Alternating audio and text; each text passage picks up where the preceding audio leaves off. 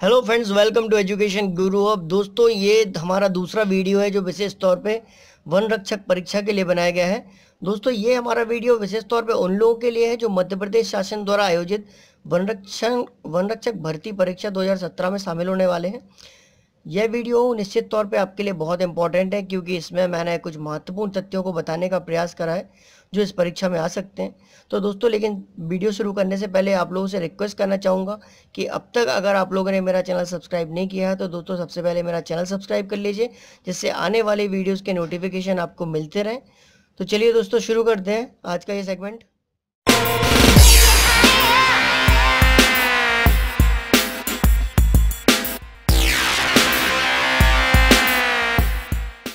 चलिए दोस्तों, शुरू करते हैं। तो जैसा कि आप लोग देख रहे हैं कि यहाँ पर मैंने कुछ इंपॉर्टेंट पॉइंट्स दिए हैं जो फॉरेस्ट गार्ड एग्जाम 2017 में आ सकते हैं, या इनसे रिलेटेड क्वेश्चंस आपके एग्जाम में आप पूछे जा सकते हैं।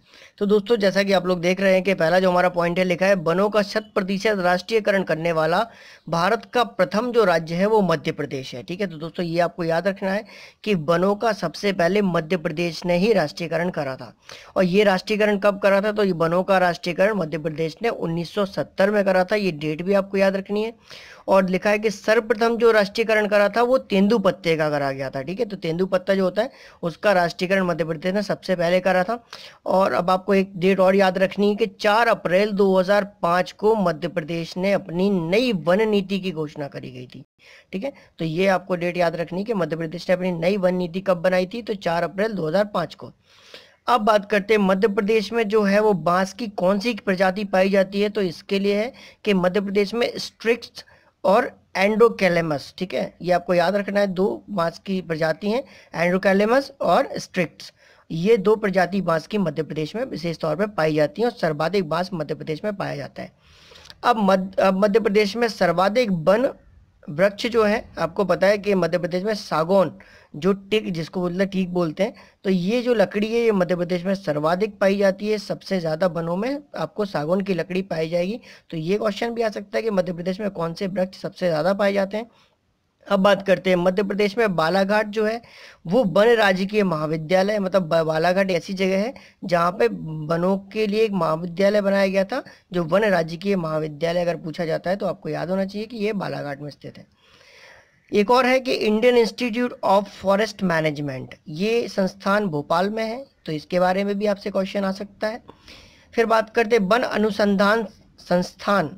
ठीक है, जो फॉरेस्ट रिसर्च इंस्टीट्यूट है, फॉरेस्ट रिसर्च इंस्टीट्यूट जो है वो उसका जो क्षेत्रीय कार्यालय है वो जबलपुर में है। ठीक है, तो एक्चुअली ये तो देहरादून में है फॉरेस्ट रिसर्च, जहाँ पे वनों से संबंधित जितने भी अनुसंधान होते हैं, रिसर्च होते हैं, ये सारे देहरादून में होते हैं, लेकिन उसका जो एक क्षेत्रीय कार्यालय है वो जबलपुर में है।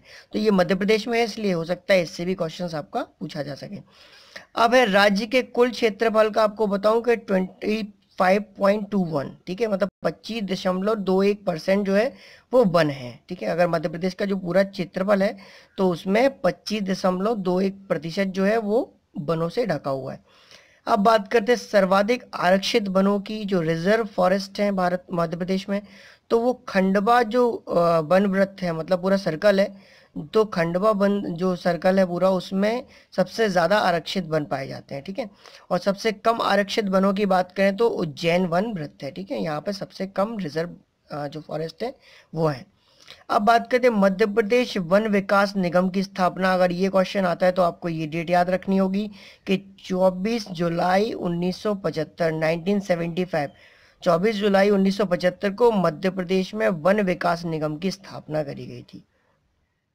दोस्तों, अब आपको बताना चाहूंगा कि मध्य प्रदेश सरकार ने एक ऐसा कानून बनाया था जिससे वन्य जीवों को संरक्षित किया जा सके। तो वन्य जीव संरक्षण अधिनियम 1974, इसके बारे में भी आपसे क्वेश्चन पूछा जा सकता है कि जंगली जानवरों के संरक्षण के लिए मध्य प्रदेश सरकार ने वन्य जीव संरक्षण अधिनियम कब पारित करा। ठीक है, तो 1974 में ये कानून बना था, तो ये आपको याद रखना है। फिर बात करते हैं प्रदेश में सामाजिक वानिकी योजना। ये भी आपको बताऊं कि 1976 में प्रारंभ हुई थी, तो इससे क्वेश्चन आ सकता है। मध्य प्रदेश के शिवपुरी में प्रादेशिक वन स्कूल स्थापित किया गया है, तो ये भी आपका क्वेश्चन आ सकता है कि मध्य प्रदेश में प्रादेशिक वन स्कूल कहाँ पर स्थित है? तो शिवपुरी में स्थित है। वन रक्षक व वन पहरेदारों की ट्रेनिंग स्कूल। तो जैसा कि आपको पता है कि ये एग्जाम जब आप पास कर लोगे वन रक्षक का, तो आपको कहाँ ट्रेनिंग के लिए भेजा जाएगा, तो उसके लिए रीवा और बैतूल, ये दो ऐसी जगह हैं जहाँ पर ट्रेनिंग स्कूल मध्य प्रदेश में बने हैं, जहाँ पे वन रक्षक और वन पहरेदारों की ट्रेनिंग यहाँ पर होती है। अब बात करें मध्य प्रदेश की पहली वन नीति के बारे में, तो ये 1952 में बनाई गई थी, मतलब 1952 में ये पहली वन नीति मध्य प्रदेश सरकार ने बनाई थी। अब बात करें मध्य प्रदेश के 51 जिले को, जो कि 16 क्षेत्रीय वन वृत्त में बांटा गया है, ठीक है। अगर ये 51 जिले हैं जो मध्य प्रदेश के, उनको 16 क्षेत्रीय वन वृत्त में बांटा गया है, ठीक है।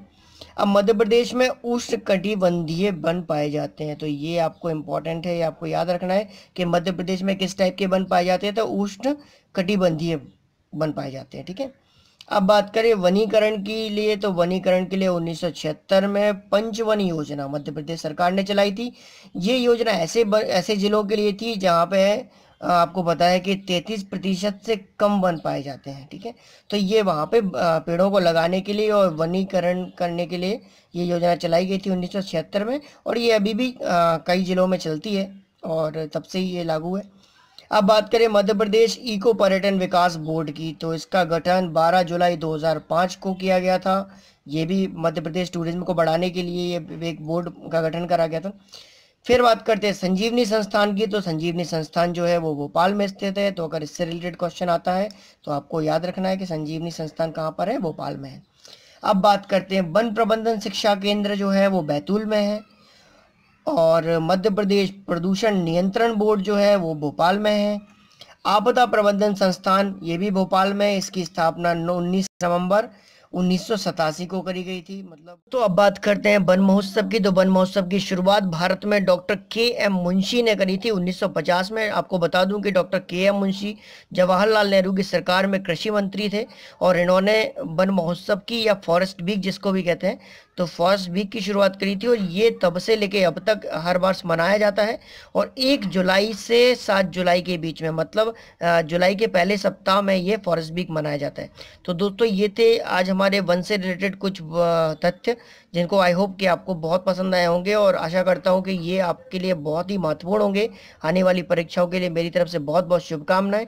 आप हमारे साथ बने रहिए और हमारे चैनल को सब्सक्राइब, लाइक और शेयर करना बिल्कुल ना भूलें। Thank you so much for watching.